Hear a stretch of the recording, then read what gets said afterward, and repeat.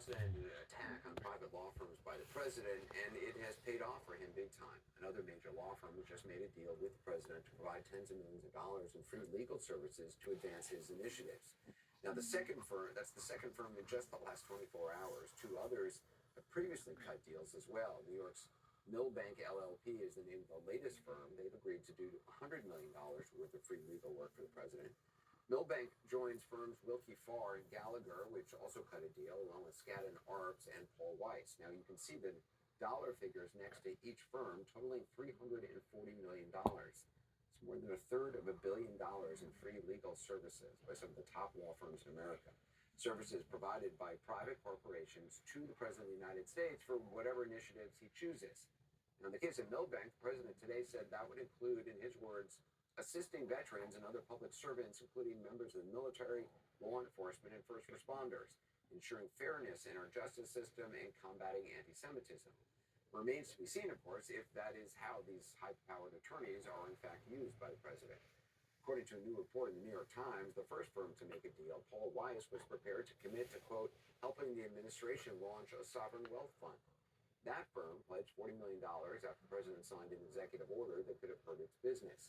He's done the same with Jenner & Block and Wilmer Hale, which both have ties to former Russia Special Counsel Robert Mueller. Neither of those firms have submitted, by the way. Both are challenging the orders in court. I want to talk about it right now with former federal prosecutor Jessica Roth. Why do you think some of these firms are agreeing to these demands pretty quickly?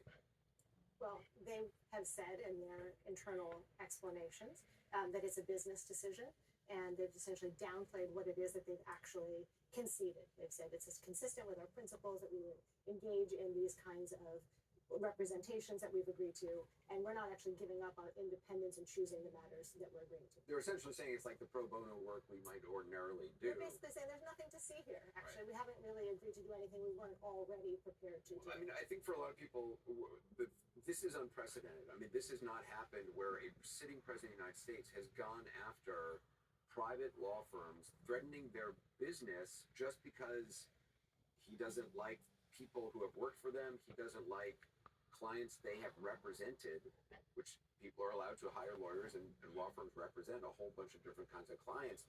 Even their DEI policies, he's claiming he's going after them for. It makes it harder. I mean, it seems like one of the threats of this is it makes it harder for anybody who's been wronged, say, by the government, to try to fight the government, or if they've been fired unlawfully, to find a law firm who will hire them, because what law firm is going to go after this administration? That's exactly right. And what is at stake here is whether lawyers will take on unpopular clients and represent arguments that are unpopular with the administration. And that is the larger issue at stake here. It is the rule of law, and also whether lawyers will stand up and fight for the rule of law. Notwithstanding what some of these firms are saying, that there's nothing actually all that significant here, there's a tremendous amount of significance to these orders and the pressure campaign against lawyers, and also the fact that these law firms are willing to accede to the president's demands. It's also the president has essentially threatened corporations, American corporations, if they do business with these firms, if these firms don't prostrate themselves to the president. It's guilt by association. He's targeted firms where he perceives there are enemies of his, either personal or political, firms where these people work now, where they used to work years ago, and also all employees of the firm, clients of the firm, and all of this without any due process whatsoever. So people should be incredibly alarmed by what's happening, because if you attack lawyers, if you chill lawyers from being willing to take on unpopular matters, or if they're just even thinking about what the president will think about the matters they pursue, then you're really harming the infrastructure of our system of law. And I think you should see it also in combination with the attacks on judges who've ruled against Trump. And he's trying to make it incredibly difficult for people to stand up to him, and anybody who ever might find themselves in a position where their rights have been violated, or they think their rights have been violated, should be very concerned, because they may not be able to find a lawyer who will represent them in court. The New York Times is reporting that none of the top 10 law firms by revenue have signed onto a legal brief supporting Perkins Coie, which is one of the firms that's actually fighting back against the White House. The hope, I think, from, I assume, people at Perkins Coie and other firms that are fighting back would be that other big firms, they would all stand together. They need to stand together. This is a situation in which there has to be unified action, people speaking out against these plainly unconstitutional orders and this pressure campaign that is plainly unconstitutional.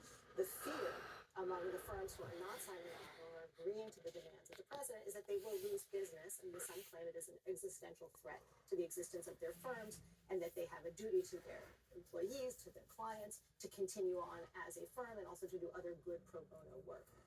The problem is that if people are looking out for their own interest individually as a firm and not for the larger principles at stake, that Trump is just going to keep picking off one firm after another. As we're seeing, it's not stopping. And the price is going up. He's emboldened, and the price is going. What, 40 million for Paul Weiss? Now it's 100 million for these last two deals. He's not stopping, and the terms of the orders when he imposes them are becoming larger and broader.